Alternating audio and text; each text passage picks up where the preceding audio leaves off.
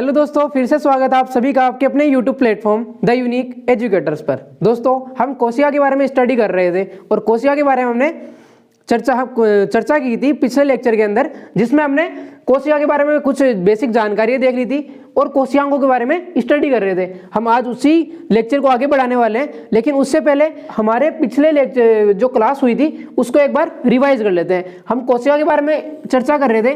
कोशिका सजीव के शरीर की सबसे छोटी कार्य करने वाली इकाई होती है और कोशिका के अंदर हमने कोशिका के कोशिकांगों के बारे में चर्चा की थी। सबसे पहले हमने माइटोकॉन्ड्रिया के बारे में चर्चा की थी। तो माइटोकॉन्ड्रिया क्या कार्य करता है? ऊर्जा निर्माण का कार्य करता है, एटीपी का निर्माण करता है, जिससे कार्य करने की ऊर्जा मिलती है। और दूसरा हमने बात की थी गोल्जी बॉडी की। गोल्जी बॉडी क्या कार्य करता है? परिवहन का कार्य करता है, कोशिकीय परिवहन का कार्य करता है और साथ ही साथ राइबोसोम का निर्माण भी करता है। उसके बाद में हमने वैक्यूल्स के बारे में चर्चा की थी। तो वैक्यूल्स क्या कार्य करती है? जल संग्रहण का कार्य करती है। उसके बाद में हमने एंडोप्लाज्मिक रेटिकुलम की बात की थी। एंडोप्लाज्मिक रेटिकुलम यानी कि अंतःपर्देवी जालिका, जो कि कोशिका कंकाल का निर्माण करती है। और जो ईआर होती है उसके ऊपर राइबोसोम पाए जाते हैं। क्या पाए जाते हैं? राइबोसोम। कोशिका के कोशिका द्रव्य में पाए जाते हैं और ईआर पे भी पाए जाते हैं। मुख्यतः ईआर पे पाए जाते हैं, जो कि प्रोटीन का निर्माण करते हैं। अब जो राइबोसोम होते हैं वो दो प्रकार के होते हैं। एक होता है 70S और दूसरा होता है 80S। अब इनमें क्या फर्क है? जो 70S वाला होता है वो सूक्ष्म जीवों में पाया जाता है। जो हम माइक्रोस्कोप से जिन जीवों को देखते हैं उनके अंदर 70S वाला पाया जाता है, और जो 80S वाला होता है वो हम जैसे बड़े जीवों के अंदर पाया जाता है। और जो ईआर होती है ये दो प्रकार की होती है। एक होती है स्मूथ ईआर और दूसरी होती है रफ ईआर। अब इसमें क्या फर्क है? जो स्मूथ वाली होती है उसके ऊपर राइबोसोम नहीं पाए जाते और जो रफ ईआर होती है उसके ऊपर राइबोसोम उपस्थित होते हैं। इस कारण ये दो प्रकार की इस आधार पे विभाजित की गई है कि प्रोटीन राइबोसोम पाए जा रहे हैं या नहीं पाए जा रहे। जो ईआर होती है वो वसा का निर्माण भी करती है। ठीक है दोस्तों, फिर हम बात करते हैं लाइसोसोम के बारे में। अब लाइसोसोम क्या कार्य करता है? अगर देखिए दोस्तों, अगर कोशिका के अंदर कोई पदार्थ या कोई कोशिकांग कार्य करना बंद कर दे और सड़ने लग जाए तो लाइसोसोम अपना हाइड्रोलाइटिक एंजाइम होता है, अब जल अपघटनीय एंजाइम, वो उन कोशिकांगों के ऊपर छिड़कता है। उससे क्या होता है कि वो कोशिकांगों का पाचन कर लेते हैं। क्या कर लेते हैं? पाचन कर लेते हैं। समझ रहे हो दोस्तों? तो ये कार्य किसका क्या कार्य करता है? लाइसोसोम कोशिका के सफाई का कार्य करता है। एक तरीके से हम देखें तो कोशिका के अंदर सफाई रखने का जो कार्य करता है वो लाइसोसोम करता है। उसके बाद में हम बात करते हैं सेंट्रोसोम की। सेंट्रोसोम यानी कि तारकाई कोशिका के विभाजन में मदद करता है। और जिन कोशिकाओं में तारकाई नहीं पाया जाता वो कोशिकाएं विभाजन रहित कोशिका होती है, और जिनके अंदर तारकाई की संख्या ज्यादा होती है वो बहुत तेजी से विभाजन करती है, जैसे कि यकृत की कोशिका। और विभाजन रहित कोशिका जैसे न्यूरॉन सेल, जो तंत्रिका कोशिका होती है, वो विभाजन नहीं कर सकती। हम बात कर रहे थे फिर न्यूक्लियस के बारे में, जिसको हम मस्तिष्क, कोशिका का मस्तिष्क बोलते हैं, माइंड ऑफ सेल। ये जो न्यूक्लियस होता है ये पूरी कोशिका के ऊपर अपना नियंत्रण रखता है और सभी को अपने कार्य करने के लिए उत्तेजित करता है। क्या करता है? उत्तेजित करता है। और इसके अंदर आनुवांशिक पदार्थ भी पाए जाते हैं, डीएनए, आरएनए, जीन वगैरह, वो सभी न्यूक्लियस के अंदर पाए जाते हैं। न्यूक्लियस के अंदर केंद्रिका द्रव्य पाया जाता है। केंद्रिका द्रव्य पाया जाता है। जो केंद्रिका द्रव्य होता है वो न्यूक्लियस के अंदर, और जो कोशिका द्रव्य होता है वो कोशिका के अंदर पाया जाता है। और जो कोशिका द्रव्य और केंद्रिका द्रव्य होता है उनको हम सम्मिलित रूप से प्रोटोप्लाज्म यानी कि जीव द्रव्य कहते हैं, जो कि भौतिक इकाई होती है जीवन की। तो हमने ये चर्चा कर ली, हमने एक बार रिवाइज कर लिया। अब हम आगे बढ़ते हैं। हम अब बात करेंगे सीलिया और फ्लैजिला के बारे में। जो सीलिया और फ्लैजिला होते हैं वो कोशिका के ऊपर ऐसे बालों के समान संरचनाएं होती है। क्या होती है? बालों के समान संरचनाएं होती है।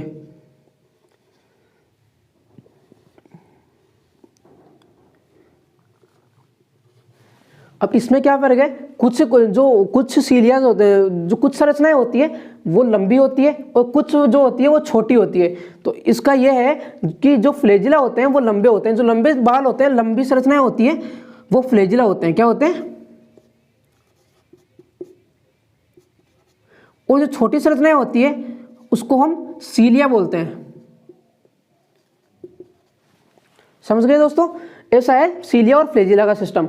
बालों के समान संरचनाएं होती है और कोशिका के आउटर पार्ट जो बाह्य भाग होता है उसके अंदर पाए जाते हैं। कोशिका से बाहर निकली रहती है, जैसे हमारे बाल होते हैं उसी प्रकार ये कोशिका से बाहर निकली रहती है। उसके बाद में इसका जो कार्य होता है वो मूवमेंट का होता है, हलचल का। कोशिका को ऐसे हिलने डुलने में मदद करती है। क्या करती है? हिलने डुलने में मदद करती है। और फीडिंग का कार्य भी करती है, भोजन प्राप्त कराने का। जो पास वाली कोशिकाओं से होती है उनसे ये भोजन का चूस लेती है, भोजन को चूस के कोशिका को प्राप्त कराती है। तो ये कार्य होता है सीलिया और फ्लैजिला का। अब हम बात करते हैं लवक के बारे में, जो कि होता है प्लास्टिड। प्लास्टिड क्या होता है? सबसे पहले जो ये प्लास्टिड होता है, लवक होता है, वो पादपों में पाया जाता है। जो जंतु होते हैं, जीव जंतु जैसे कि हमारे अंदर लवक अनुपस्थित होता है। क्या होता है? अनुपस्थित होता है। अब जो ये लवक होता है ये 3 प्रकार का होता है। पहला होता है क्लोरोप्लास्ट। मैं आपको पूरा समझाऊंगा इसके बारे में, लेकिन एक बार आप देख लीजिए। जो पहला होता है वो क्लोरोप्लास्ट होता है, जिसको हम हरित लवक बोलते हैं। ये कहाँ पाया जाता है? पत्ती और तना के अंदर पाया जाता है। पत्ती और तना के अंदर पाया जाता है। और इसका जो कार्य होता है हरित लवक का, वो भोजन निर्माण का कार्य होता है। जल और कार्बन डाइऑक्साइड की उपस्थिति के अंदर हरित लवक होता है, उसके अंदर प्रकाश संश्लेषण फोटोसिंथेसिस की प्रक्रिया होती है, जिससे भोजन का निर्माण होता है। किसका निर्माण होता है? भोजन का निर्माण होता है। अब दूसरा होता है ल्यूकोप्लास्ट। ये भाग है लवक के। पहला तो कौन सा है? क्लोरोप्लास्ट। दूसरा होगा ल्यूकोप्लास्ट और तीसरा है क्रोमोप्लास्ट। जो ल्यूकोप्लास्ट होता है वो अवर्णित लवक होता है। कौन सा? अवर्णित। जिसके अंदर अवर्णित, हमें इस शब्द से पता चल रहा है क्या है इसका अर्थ है, अ यानी नहीं और वर्णित यानी जिनमें रंग नहीं पाया जाता है। जो अवर्णित लवक होते हैं वो जड़ और मूल के अंदर पाए जाते हैं। किसमें पाए जाते हैं? जड़ मूल, मतलब पूरे पेड़ के अंदर ही पाए जाते हैं। पूरे जो वृक्ष या पादप की जो बॉडी होती है उसके अंदर, पूरे शरीर के अंदर पाए जाते हैं। लेकिन लिखने में ये मैंने लिखा है कि जड़ और मूल के अंदर पाए जाते हैं। और ये भोजन संग्रहण का कार्य करते हैं। किसका? भोजन संग्रहण का कार्य। अब भोजन जो संग्रहण होता है वो फल के अंदर भी होता है। किसके अंदर? फल के अंदर भी होता है। और तीसरा हम बात करें तो वो होता है क्लोरोप्लास्ट, वर्णित लवक। वर्णित यानी जिसमें रंग पाया जाता है और ये रंग प्रदान करने का कार्य करता है। जो फल वगैरह होते हैं उनको रंग प्रदान करने का कार्य कौन करता है? जो क्रोमोप्लास्ट होता है वो करता है। जैसे कि केरोटीन नामक एक वर्णक होता है, उससे गाजर का रंग आता है। गाजर में जो लाल रंग होता है वो केरोटीन के कारण होता है। बीटानोन चुकंदर के जो रंग के लिए उत्तरदायी होता है वो बीटानोन होता है। और लाइकोपेन जो होता है उससे टमाटर में रंग आता है। और जो फलों का पीला रंग होता है वो जेंथोफिल के कारण होता है। अब ये वर्णक देने का कार्य कौन कर रहा है? क्रोमोप्लास्ट कर रहा है। फल जो भोजन होता है उसके अंदर क्रोमोप्लास्ट वर्णक देने का कार्य कर रहा है। अब जो ये लवक होता है ये पादपों में पाया जाता है। अगर हम बात करें पादपों की, तो पादपों के अंदर जो सबसे बड़ा कोशिकांग होता है वो लवक होता है। कैसे? आपने पिछले वीडियो में देखा होगा कि हमने बात की थी कि न्यूक्लियस जो होता है वो कोशिका का सबसे बड़ा कोशिकांग होता है, लेकिन ऐसा नहीं है। अगर हम पादपों के अंदर बात करें, प्लांट्स के अंदर, तो ये लवक को न्यूक्लियस से भी बड़ा होता है। और अगर इसमें आप लिख लीजिए एक बार कि पादपों के अंदर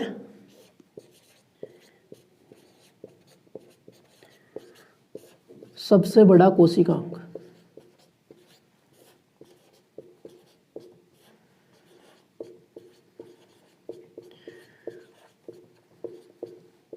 कौन सा होता है? लवक होता है।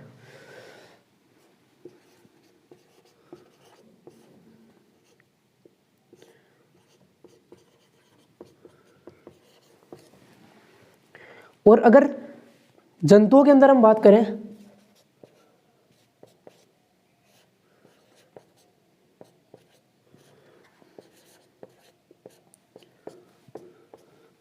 तो कौन सा होगा? न्यूक्लियस, केंद्रक।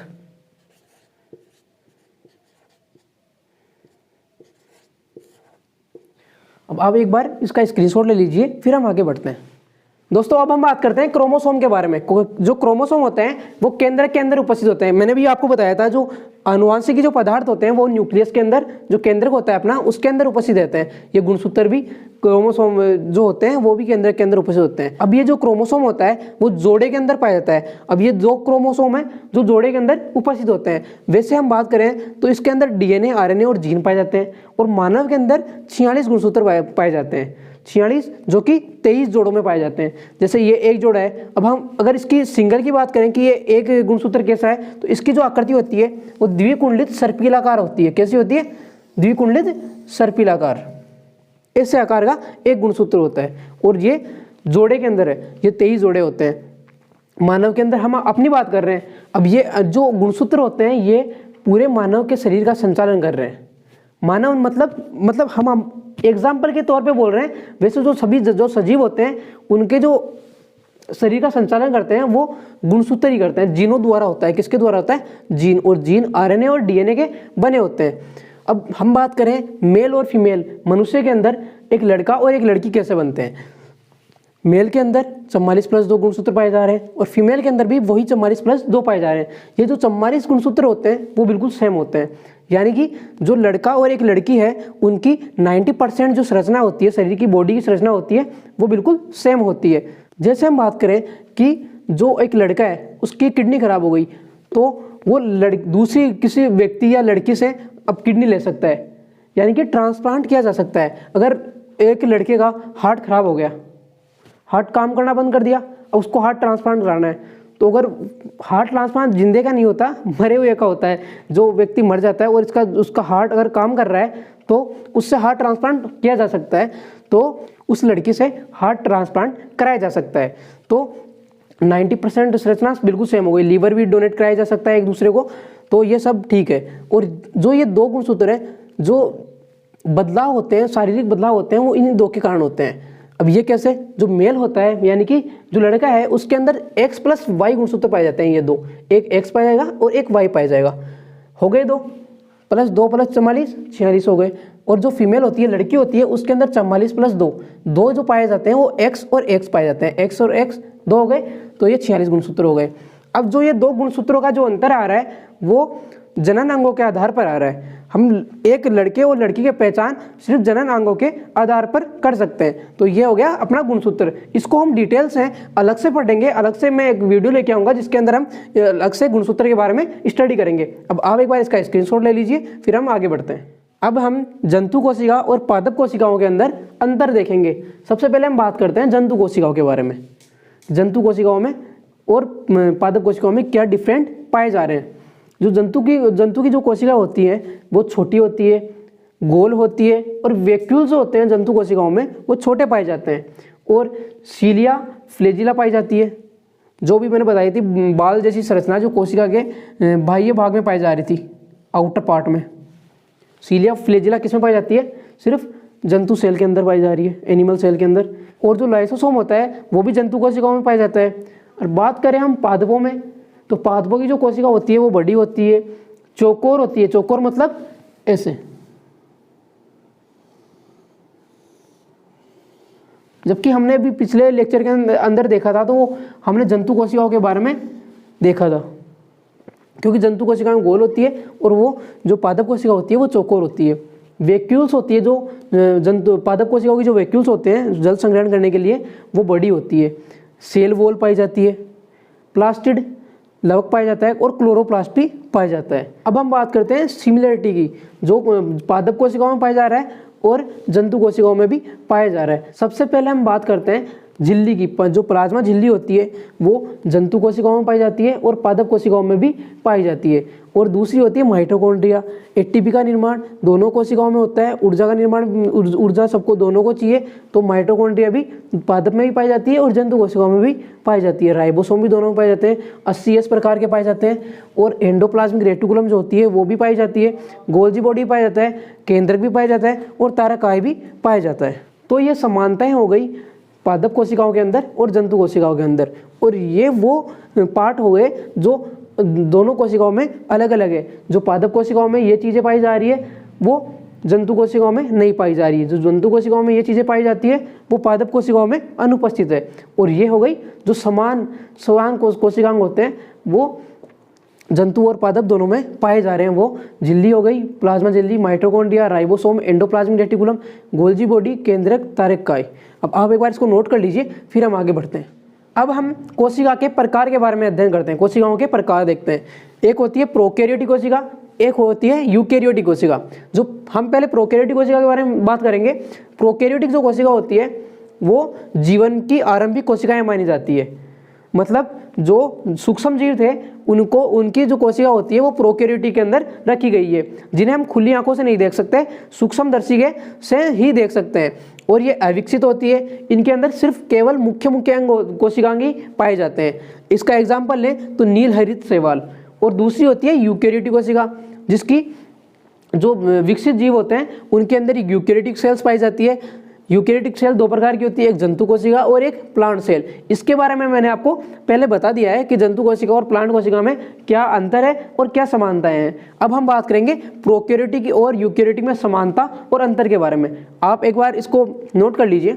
अब हम प्रोकैरियोटिक और यूकैरियोटिक के अंदर अंतर देखते हैं।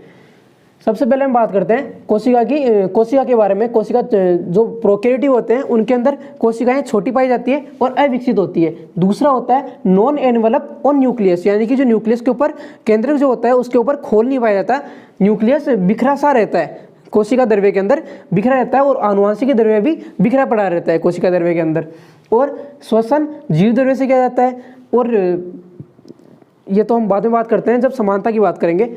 दूसरा होता है भिन्नता यूकैरियोटिक के अंदर। यूकैरियोटिक कोशिका जो होती है वो बड़ी होती है, विकसित होती है और जो एनवलप पाया जाता है यानी कि न्यूक्लियस पे खोल पाया जाता है। और तीसरी बात जो है वो है कि श्वसन जो होता है, एटीपी का निर्माण, ऊर्जा निर्माण जो होता है श्वसन, वो माइटोकॉन्ड्रिया से होता है। अब हम समानता बात करें तो सीलिया और फ्लैजिला पाई जाती है। जैसे प्रोकैरियोटिक में सीलिया और फ्लैजिला पाई जा रही है। दूसरा, इधर पादप कोशिकाओं में नहीं पाई जा रही पर जंतु कोशिकाओं में पाई जा रही है। और जंतु कोशिका किस में आ रही है? यूकैरियोटिक में आ रही है। तो सीलिया और फ्लैजिला यूकैरियोटिक में भी पाई जा रही है और प्रोकैरियोटिक में भी पाई जा रही है। दूसरा है डीएनए और जीव द्रव्य, ये भी दोनों में पाया जा रहा है। प्रकाश संश्लेषण की प्रक्रिया दोनों में हो रही है। प्रोकैरियोटिक में भी हो रहा है, नील हरित शैवाल में हो रही है, इधर पादपों में भी हो रहा है।